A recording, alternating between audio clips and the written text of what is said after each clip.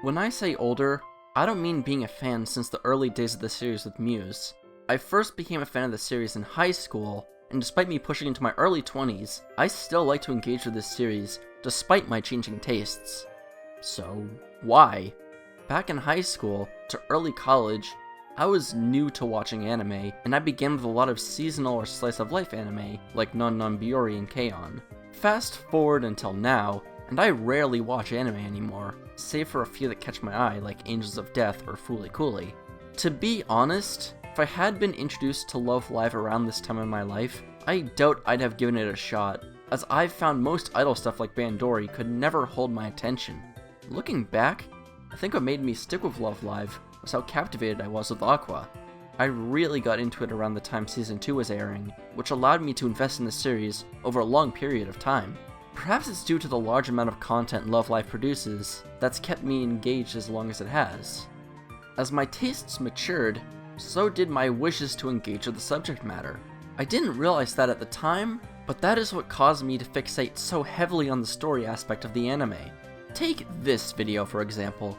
I've been wanting to talk about this video again for a long time, because I honestly disagree with most of what I said in it.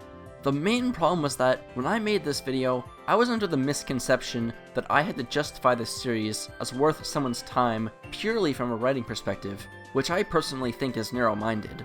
An example of something I argued was the Nico Nico Ni hurting the series' reputation, and by extension, in my mind, hurt people's chances of taking the characters seriously. Nico gave the series notoriety, and for how many people find her annoying, Nico is just one small way people can become fans of the series. This is why I recommended people focus more on Sunshine, because I felt it had a better narrative than the first series, which really isn't good advice on how to get into the series at all. Of course you're gonna have a hard time getting people to watch the show if all you focus on is, oh well X character isn't that bad because blah blah blah.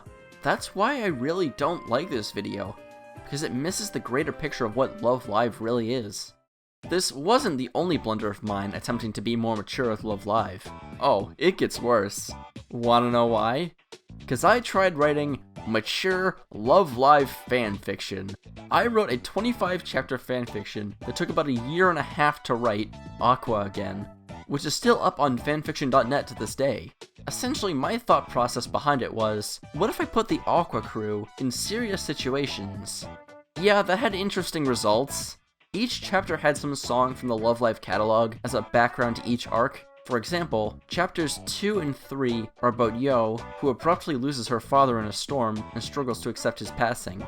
I tied the song Yozura wa Nandemo Shiteru no into it, with Chika basically helping Yo process it by thinking of her dad watching over her from the stars above.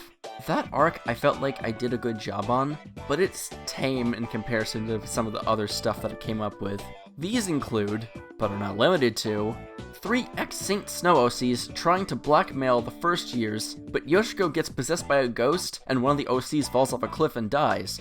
Riko loses her YouTube channel to a termination, I wonder what could have been the inspiration, and takes piano lessons with Maki only to get roped into a murder mystery. Kanan dreams she's a fish, and goes to Spain to rekindle with her estranged mother and save sea turtles. Oh, and the Ruby arc was too convoluted and terrible to summarize in short. Actually one of the worst things, if not the worst thing, I have ever written. Afterwards, I started a much better Love Live fic on Archive of Our Own, which I'm way more proud of, but that's a story for another time. My point of going on about this old fanfiction of mine is that many people try approaching something from their youth with a more mature lens as they grow older. Throughout my experiences in the Love Live community, I've noticed that a large portion of fans are in this time frame of their lives, teens and young adults who want to be mature, but still haven't had the real-world experiences of your average working adult. Many still indulge in typical anime humor and terminology, which I believe may have had an impact on the success of the yandere idol concept with Ayumu and School Idol days. To be fair, anime fan humor is also notoriously terrible, but the Love Live demographic really seems to further emphasize it. For the few that don't fit this description, Love Live's vast catalog of existing content leaves little to be desired in the way of content creation, aside from fan art or a niche like cosplay. This is probably why Rin Taicho is one of the biggest names in the Love Live community.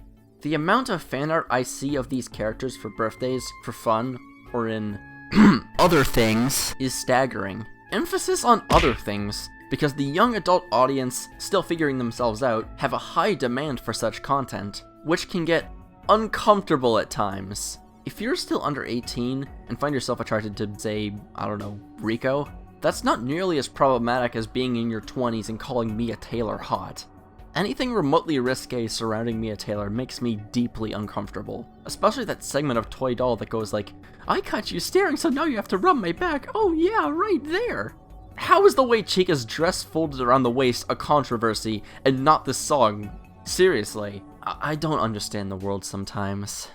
With all this in mind, is it hard to really get into Love Live like I had claimed over 2.5 years ago? No. As an adult, Love Live is something you likely either grew up with, or have found yourself loving because idol anime and or the music suits your tastes.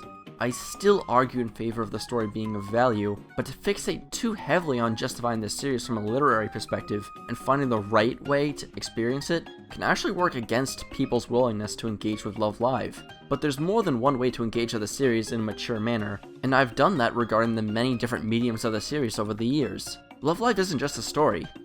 It's so much more, and to ignore it would be a tragedy. I wonder if What the What will ever learn that lesson. Thanks for watching.